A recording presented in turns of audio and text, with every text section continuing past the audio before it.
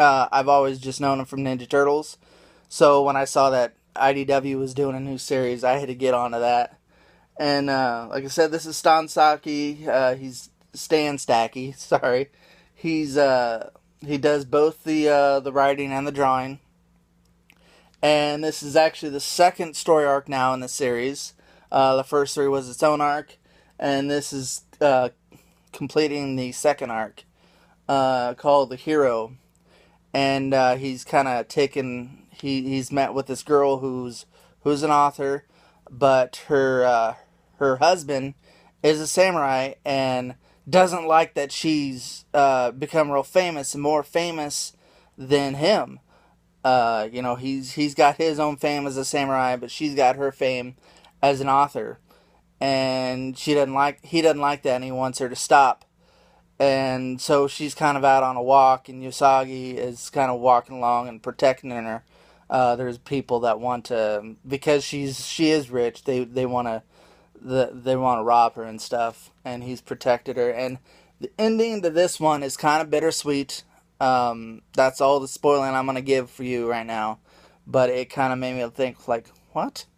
So that's that. And then, so usually I get the True Believers. Marvel's been putting out what's called True Believers. They're reprints of old comics. I misspoke last episode, said they were just 90s. No, they're all sorts of eras: 60s, 70s, 80s, 90s, 2000s, 2010s, whatever. But they put out a couple this week, but my local shop didn't get any in. But they did get DC has been I guess maybe in competition with that because they're only $1. So DC in competition, they've been putting out what they call dollar comics. And a couple weeks ago, they reprinted Crisis on Infinite Earths. And they done a couple. They've done, I think, a Batwoman one to prepare for the new CW show. And so this week, I picked up one they reprinted of Watchmen.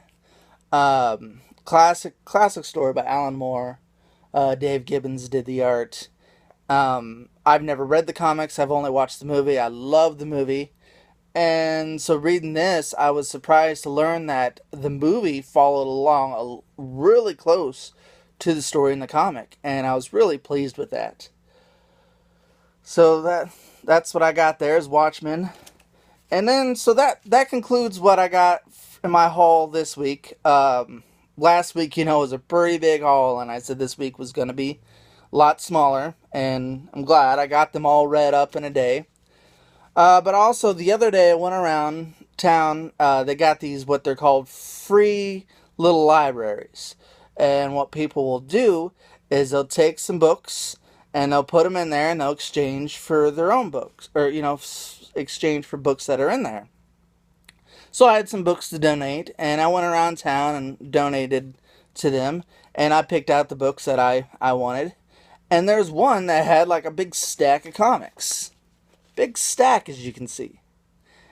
And not only was it a big stack, it was a lot of ones that I've never really read and was kind of been wanting to get into. That really made me excited. So let me get into these real quick. We're pushing on 12 minutes, but let's get these out. Last episode was about 20 minutes long, and I had to split it up into two. So let's see what we can do with this. First we got Bloodshot by Valiant. Been really wanting to read some Bloodshot. There's a new movie with Vin Diesel coming out. Was that Bat in the Sun? Did a miniseries on comicbook.com called Ninjak vs. the Valiant Universe, and Jason David Frank, known for the White Ranger, Green Ranger, Tommy Oliver from the Power Rangers, played Bloodshot in that. And so I've been wanting to read some Bloodshot comics, and so that was pretty cool that was in there. Had Moon Knight. Again, haven't really read any Moon Knight yet. This is Marvel. They're doing their Disney Plus shows, and Moon Knight's one of the shows they've announced. So I'm glad I was able to find some of that. Harbinger, another Valiant comic. I knew Harbinger was a DC character, didn't know it was a Valiant character. So we got that. Then we got a new kind of brand that I've never read. Continuity Comics. And this is Miss Mystic. Continuity Comics evidently was Neil Adams. Remember Neil Adams did this Batman versus Ra's al Ghul? Well, he had his own imprint for 10 years, I guess, 84 to 94, called Continuity Comics.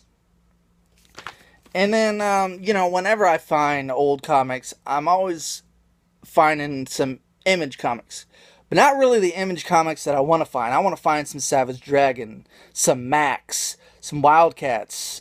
But I end up finding a lot of Extreme Studios, which was Rob Liefeld's stuff. And last issue I talked about his Major X series. And yeah, I thought that was pretty good, and his stuff with Marvel, with X-Force and all that was good, but there was that time in Image where it wasn't that great, and he pushed the work off onto other artists and stuff and writers, and so it was a lot of surplus there. So whenever I find old comics, I'm always finding that stuff, and it's not ever the Image that I want, but it's still interesting reads. So we got Team Youngblood with that.